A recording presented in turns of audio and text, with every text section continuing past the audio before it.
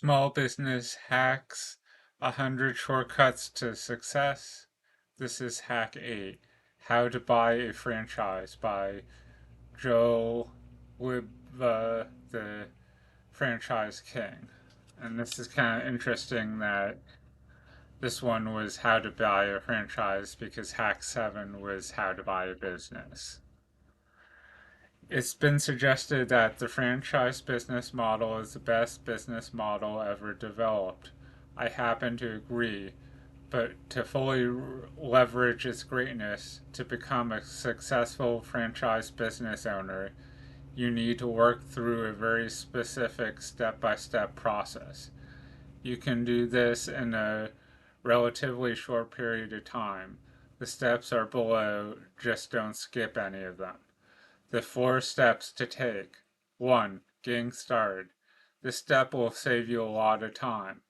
As much as you've tempted to start visiting franchise opportunity websites to search for franchises to buy right out of the gate, don't. It's a huge waste of time. Instead, you need to start the process with an inner search. Do these 2 things. Make sure you are wired correctly for franchise business ownerships. By wired, I'm referring to the ability and desire to follow all the rules. For instance, are you known to be a rule follower, or do you prefer to get somewhat creative with them? When you've handed a 300-page franchise operating manual at headquarters, will you be committed to following it to a T?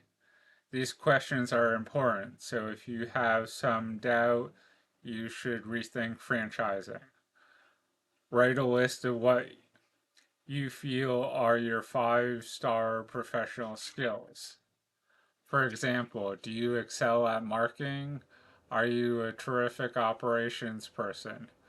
Whatever you wrote down, think about the types of business that could best utilize those skills. Once you've done that, you can start looking for a franchise opportunity that may match those skills. 2. Combine your search with your budget. How disappointed would you be if you found what you thought were the perfect franchise only to discover that it was totally unaffordable? The best way to avoid that scenario is by taking a personal financial snapshot. Here's how. Do a net worth statement so you can determine things like assets, debt, and liquid capital. Pro tip, use your favorite search engine to find a free net worth calculator, or you can use the free calendar on my site, thefranchiseking.com. Once you found out where you stand financially, you can start searching in earnest for the right franchise and one you can afford. 3. Contact franchisors. Once you've come up with a few franchise options, you need to reach out to the franchise development representatives, franchise salespeople. Warning, this step is a gulp difficult one. It's where most people stop. This is where fear sets in. Typical self talk at this point can include, what the heck am I doing? This is crazy. I need to go find a job. I can't afford to lose this kind of money. And so on. If this happens to you, I encourage you to find a way to walk through the fear. That's nothing to be afraid of. Yet. All you're doing is requesting more information about the franchise. How badly do you want to be your own boss? 4. research. Great franchise business research will help you alleviate some or most of your fear. You just need to know how to do it. I'll cut to the chase. The best way to get your questions about the franchise answered, and you'll have a ton of them, is to call and visit existing franchises.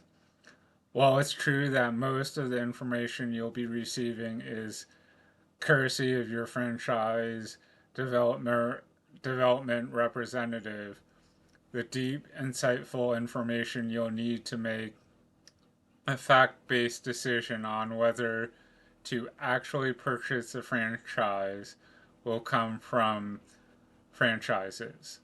After all, they're living and breathing the business you want to own, and they're invested their money into the franchise you're interested in buying. That's it. Follow these steps and you really can choose and research a franchise business in a relatively short amount of time. So, obviously, a franchise is a business model that has been duplicated dozens, hundreds, even thousands of times, depending on the scale of the particular business. So, think um, fast food joints like Burger King, McDonald's, Wendy's, coffee shops like Dunkin' Donuts or Starbucks or Tim Hortons. These are places that they have what might seem like strict rules and systems, but these systems are what allowed the business to scale as a franchise. They took a business, figured out what works, packaged it, and that's why they're selling it to the franchise owner, a new potential business owner, is because this is what works, this is what doesn't, so follow this. And sometimes um, it might come down to too much similar competition for whatever franchise is in that particular market, whatever the niche is. So there's a town, a few towns over from me, that at one point had a McDonald's and then a Burger King diagonally across the intersection from the McDonald's, and then a Wendy's maybe a quarter of a mile down the road from the Burger King and McDonald's. That's three fast food burger joints in a very small pocket. Now, had one or two of those been in the next town and not in the same town in the small area, um, you know, some of those would have survived. But the Burger King and the Wendy's went out of business. I don't even remember how many years ago now.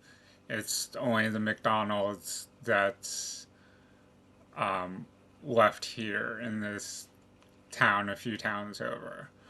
And then within the last few years, another McDonald's went in the town, one town further away from me, like beyond this town. So It might not be right on top of the other McDonald's, but they're maybe 2 to 5 miles apart in separate towns. So um, sometimes franchises, if they're spaced out enough, location can make a difference.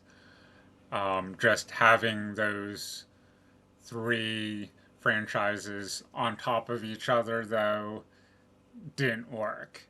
And who knows? It could, if things were different, it could have been the Burger King that survived and not the McDonald's or Wendy's. It could have been Wendy's surviving and not Burger King and McDonald's. There's a number of factors, but um, franchises have a way of here's what works, pay this big sum of money to get our playbook, and you're almost guaranteed success unless something like too much competition in a small area, unless there's something like that, or like not enough demand to bring in enough revenue. If your expenses are higher than the profit you have coming in, it's hard to survive. And I think that was part of the issue with Burger King and Wendy's in my area is just, the competition split the potential profits for each of the three franchises. And, the expense to profit ratio um, just didn't work out for Burger King and Wendy's. So hopefully you found um, some value in hack number 8 about franchises. Thanks and have a good day.